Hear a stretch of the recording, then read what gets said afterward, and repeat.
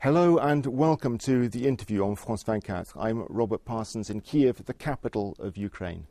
5 years ago in this city, Viktor Yushchenko captured the imagination of the world when he led the Ukrainian people in a sustained protest against the presidential elections of 2004, a vote marred by massive corruption, voter intimidation and electoral fraud. The Orange Revolution, as it came to be called, not only overturned that result and led directly to his election as president in January 2005, but fed the hopes of millions of people throughout the former Soviet Union for a new kind of politics, free, fair, open and transparent. The man who led that Orange Revolution is our guest today, Viktor Yushchenko. Mr. President, thanks very much for being on our programme.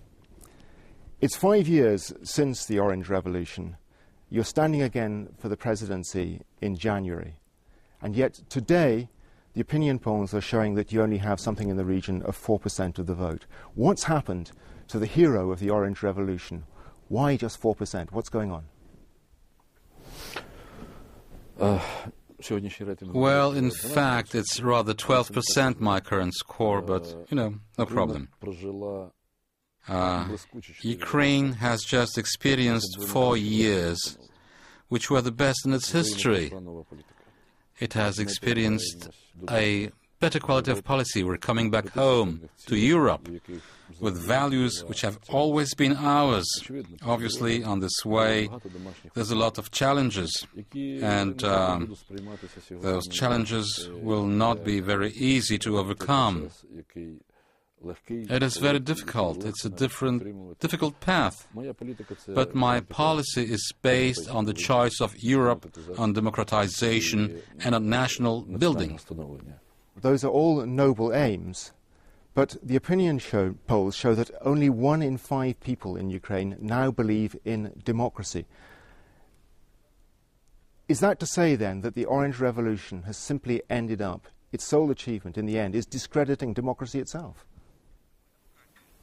No, that's not true. It's false. I'd like to say first that during those 4 years, we have experienced a growth, an exceptional growth, better than the one occurring in the past 18 years. We've never had it better. The unemployment is at its lowest, historical lowest. We had 30 billion of foreign investments during the 4 past years. The 15 years that were before that, we had only 8 billion for investment. My second argument is the social and economic background. We have now a free press, free speech, freedom of choice. You can't dismiss that. But again, if I may interrupt, how do you account for the disenchantment?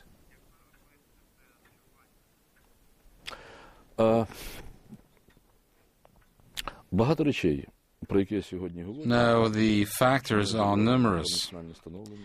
Whether we talk about the building of the nation, the integration into the alliances of the Atlantic Alliance, Europe, the rebuilding of the national church, the recovery of our national language, other processes are underway, and we have supporters and opponents to those processes. I would say that my policy as a president of Ukraine hasn't changed. I remain the same as I was 5 years ago. I'm convinced that a national leader should be a trailblazer, and if he's a statesman, he should have a long-term policy. You shouldn't work on a daily basis. It's a political line, it's a vision, a long-term vision. I'm someone who's building a state. I made a choice in favor of a policy to consolidate the sovereignty, our Ukrainian sovereignty. This cannot be diluted in the tepid water of populist proposals. Okay, if I could interrupt again, I'm sorry. It's not just about populist promises, though, and it's not just about the people of Ukraine's disenchantment. There's a lot of frustration, too, isn't there, in the European Union and in the United States. Many people believe that the hopes of the Orange Revolution have been frittered away.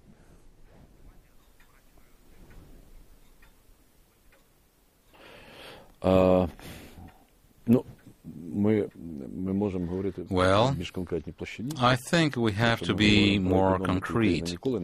If we're talking about economy never had it so good.